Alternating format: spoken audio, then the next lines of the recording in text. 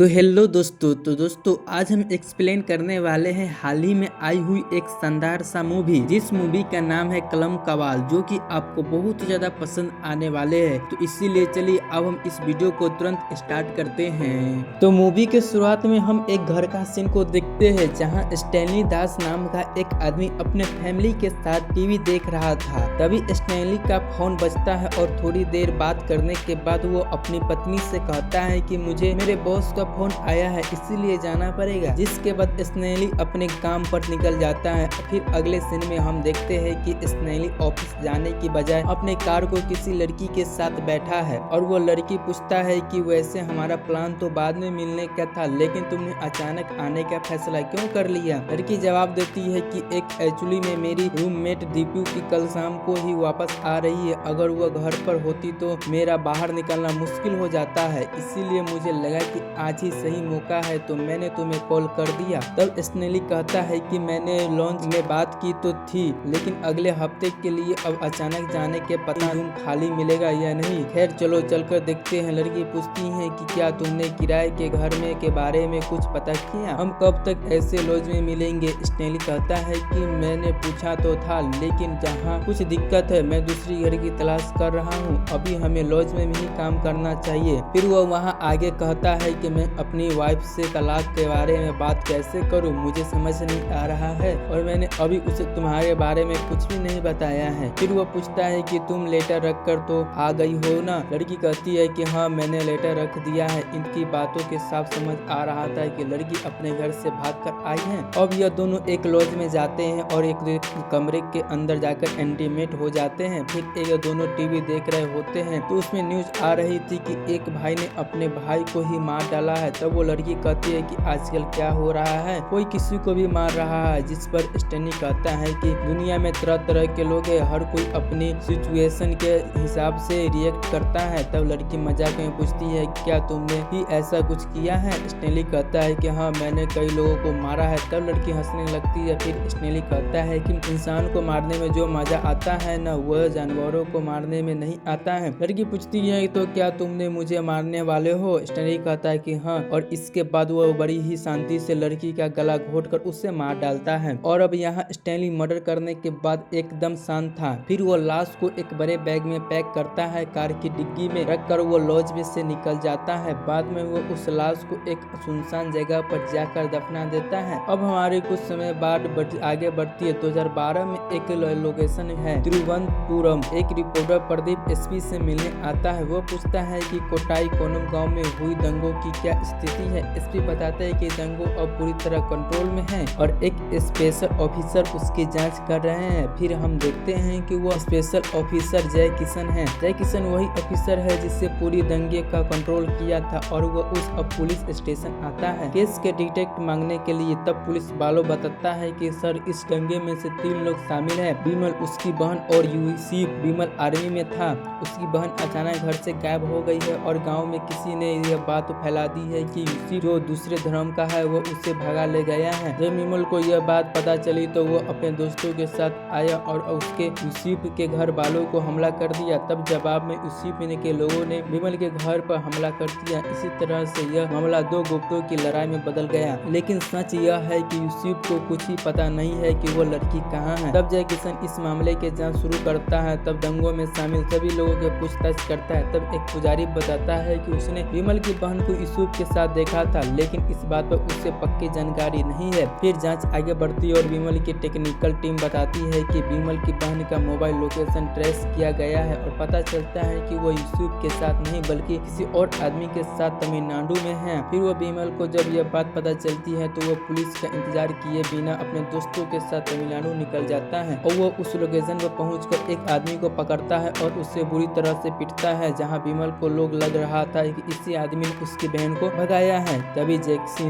अपनी टीम के साथ वहां आता है, जिसे देखकर विमल और उसकी दोस्त भाग जाते हैं। तब जयकिशन उस घायल आदमी से पूछताछ करता है और उसे विमल की बहन को फोटो दिखाता है। तब वो आदमी कहता है कि सर, मैं इस लड़की को नहीं जानता हूँ। फिर जयकिशन उसे एक मोबाइल नंबर दिखाता है और वह कहता है कि यह सिम तो तुम्हारे नाम पर है और वो इसी नंबर से उस लड़की से कॉल किया गया था। आदमी बताता है कि सर, इस सिम के मेरे नाम पर है, लेकिन इसे मेरी कजल सिस्टर सेल्वी इस्तेमाल करती थी और और वह सेल्वी भी करीब 8 महीने पहले किसी लड़के के साथ भाग गई है। फिर वह कहाँ गई किसी को नहीं पता है। इसके बाद जय किशन अब सेल्वी के गांव जाता है और वहां थाने में पता चलता है कि सेल्वी भी घर से भाग गई थी। वहां एक लेटर मिला था। जब पुलिस ने सेल्वी को बॉयफ्रेंड का नंबर ट्रेस किया तो वह नंबर केरला का निकला। तब जय किशन की टीम केरला के उस पता पर जाती है। वहां पता चलता है कि वह नंबर किसी एक लड़के का नहीं बल्कि सिंधु नाम की लड़की का था। और सिंधु की मां बताते हैं कि सिंधु तो 1 साल पहले किसी आदमी के साथ भाग गई थी।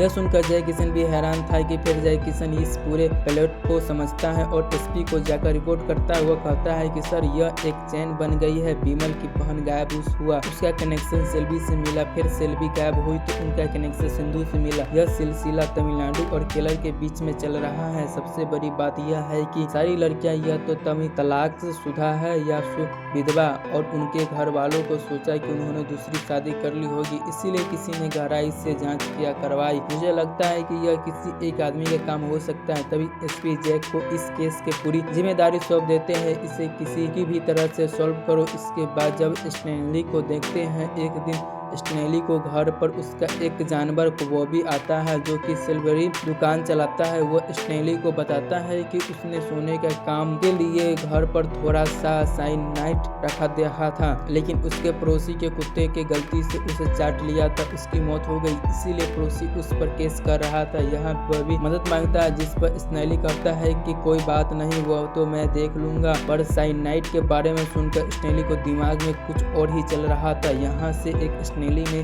केमिकल शॉप जाकर फर्जी लाइसेंस दिखाकर साइनाइड खरीद लेता है। जब स्टैनली को यह टेस्ट करना था यह जहर कितना कारगर है, तो वो एक सड़क किनारे बैठा एक भिखारी को खाने में थोड़ा सा साइनाइड मिलाकर दे देता है और भिखारी जैसे उसे खाता है, थोड़ी देर में वो तरफ के मर जाता है। यह देखकर स्टैनली को तसल्ली मिलती है। वो सोचता है कि अब उसे लड़कियों के गला घोटने से मेहनत नहीं करनी पड़ेगी, क्योंकि उसके पास तो अब एक आसान तरीका है। उसके बाद हमें स्टैनली के काम को करने का तरीका दिखाया जाता है। वह मैजिक ब्रोकर के पास आता है और वो कहता है कि अपने तलाकशुदा भाई के लिए रिश्ता चाहिए, और वो ऐसी औरतों को टारगेट करता है जो सहारे की तलाश में हो। फिर वो उन औरतों से मिलता है, उनकी मीठी मीठी बातों करता है। कभी तो वो कहता है कि उसकी पत्नी मर गई है, तो वो कभी कहता है कि वो तलाकशुदा है। तभी इसी तरह से वो भरोसा जीतता है और शादी का वादा करके उनसे लॉज में ले जाता है, और फिर वह उनके साथ इंटीमेट होकर उन्हें एक टेबलेट देता है। यह कहकर वो इस प्रेगनेंसी रोकने की दवाई है और वो अभी हम बच्चे की जिम्मेदारी नहीं ले सकते। यह एक बार शादी कर ले तो हम सब कर लेंगे। साथ ही वो पहले से ही कह देता है कि जब तक तुम एक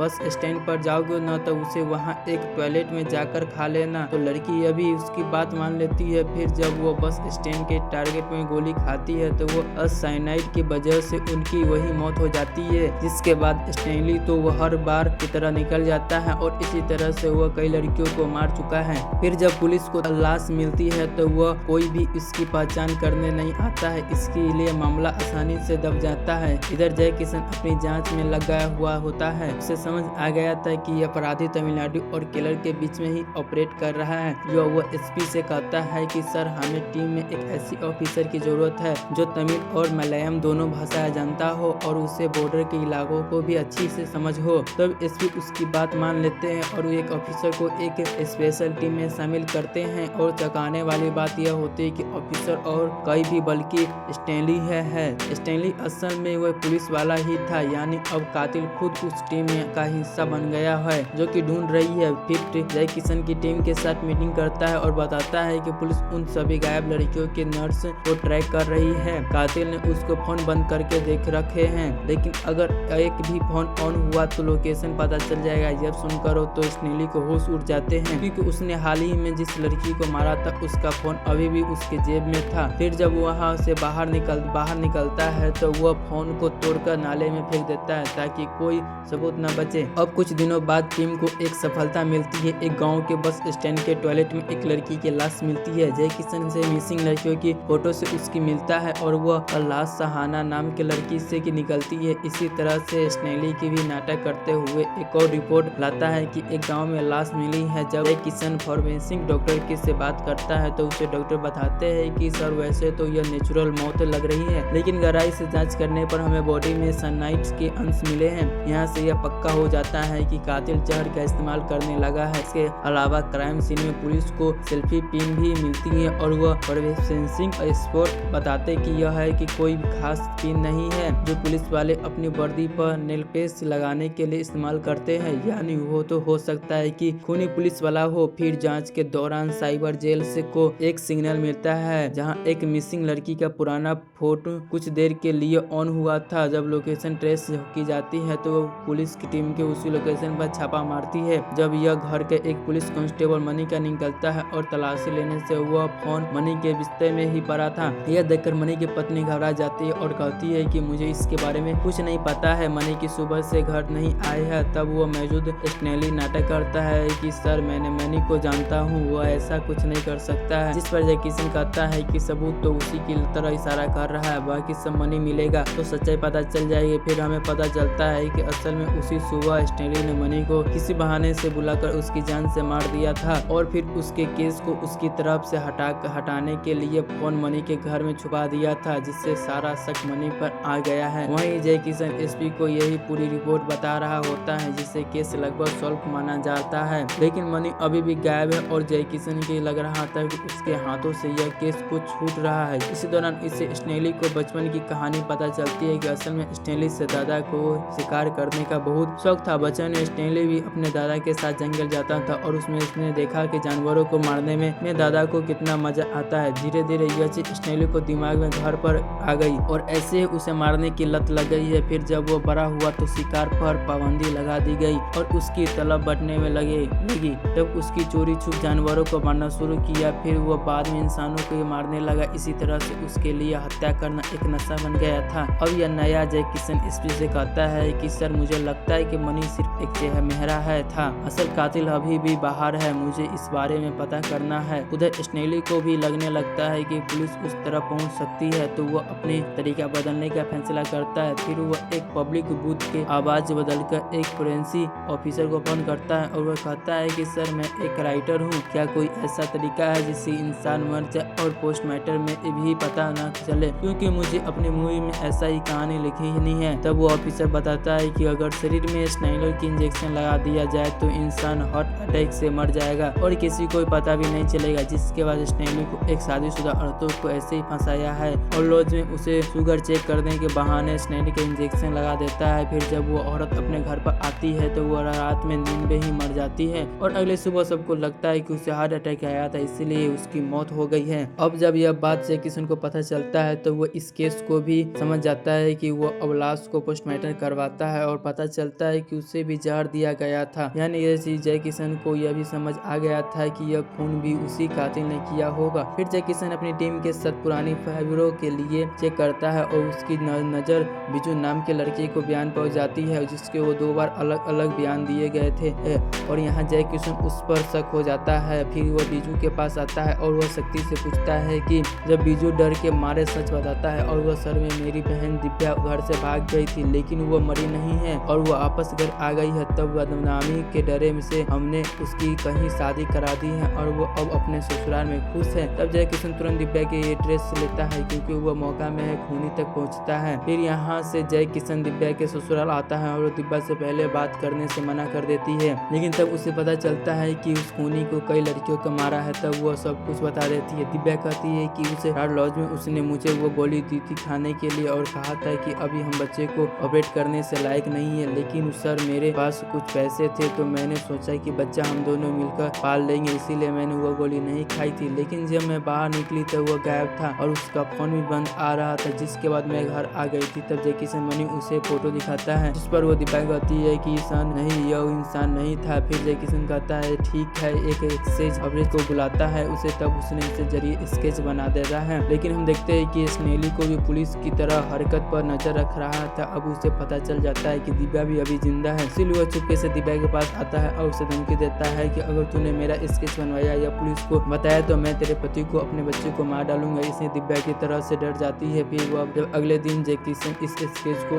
प्रिंट करके लेकर आता है और दिव्या को कॉल करके बुलाता है तो दिव्या आने से मना कर देती है। इसके जैकिसन समझ गया था कि कातिल ने गवाह को डराया है। फिर जैकी सन को याद आता है लड़कियां बस स्टैंड के टॉयलेट में मरती थी, तो वह स्टैंड के ऊपर काम करने वाले आदमी से मिलता है। तब वो आदमी दीपिका के फोटो पहचान लेता है और वो कहता है कि मैं इस लड़की को देखा था और इसके साथ एक आदमी भी था। तब जैकी सन उस आदमी की मदद से कातिल का स्केच बनवाता है। इधर स्टैंडी भी टेंशन में था कि जैकी सन क्या कर रहा होगा और वो तभी जैकी सन का फोन करके पूछता है कि सर कुछ पता चला क्या नहीं, जिस पर जैकी सन कहता है कि हाँ स्केच बन गया है और हम कातिल के बहुत ही करीब है। तब स्टैंडी कहता है कि ठीक है सर मैं भी आ रहा हूँ और स्टैंडी ने सोच लिया था कि अगर स्केच उसका हुआ तो वो बहुत सी सबको मार डालेगा। फिर जब वो वहाँ पर आता है तो देखता है कि ये स्केच किसी और आदमी का था। इसके स्टैंडी को चैन की सांस आती है कि मैं बच गया है। अब स्टैंडी को लगता है कि खतरा टल गया है, तो अगले दिन वो फिर से अपने घर पुराने काम कर लग जाता है। वो इस लेडी को फंसाता है और फिर उस लेटर को लॉज पूछा कर उसके रिसेप्शन पर मैनेजर को उसके आईडी ग्रुप मांगता है और तभी स्टैंडी पहले तो आनाकानी न करता है लेकिन फिर अपनी असली आईडी दिखा देता है। जिसके बाद वो कमरे में आता है तो थोड़ी देर के बाद दरवाजे का दस्तक होती है और बाहर से मैनेजर खड़ा था और मैनेजर के हाथ जोड़ कर कहता है कि सर मैंने आपकी आईडी देखी, आप पुलिस वाले हैं ना, प्लीज मेरी मदद कीजिए, मेरी बेटी महीने से गायब है, पता नहीं वो कहाँ फंस गई है। तब वो स्नेली को उसकी फोटो दिखाता है और स्नेली उस फोटो को देखता है और वो लड़की को वही थी जो स्नेली को पहले मारा था, इसीलिए वो झूठ कहता है कि मैं आपकी मदद कर दूंगा। तभी उसे लॉज में उसी किसी और के आने की आवाज आती है और वो देखता है कि नीचे जैकी सन आ गया हुआ था। यहाँ से स्नेली चौक जाता है और पूछता है कि सर आप यहाँ कैसे। तो जैकी सन के हाथ में एक कागज था, वो कहता है कि उसी खूनी को पकड़ने आया हूँ। फिर जैकी सन स्नेली पर कागज देता है और उसे उसी का स्केच बनाया हुआ था। असल में वो जैकी सन का प्लान था क्योंकि उस आदमी को स्केच को बनाया था वो स्नेली का ही था, लेकिन वो उसे रंगे हाथ पकड़ना चाहता था, इसलिए उसने यह खेल खेला। वो स्नेली का समझ जाता है कि यह चाल में फंस गया, इसलिए अचानक से जैकी सन का साइडिक से इस इंजेक्शन लगाने की कोशिश करता है, लेकिन जैकी सन को मारने से लगता है। फिर दोनों के बीच में भयंकर लड़ाई होती है और स्नेली को जैकी सन को गला दबाने लगता है। तभी पीछे से एक आदमी स्नेली पर वार करता है और जैकी सन को जॉब को मैनेजर करके उससे जैकी सन को ही इस मिशन को लिए रखा था, जिसके बाद जैकी सन स्नेली को वही जान से मार डालता है। इसका ये मूवी यहाँ पर खत्म हो जाती है। दोस्तों आपको ये मूवी कैसा लगा आप हमें कमेंट करके जरूर बता दीजिएगा। जय हिंद जय भारत।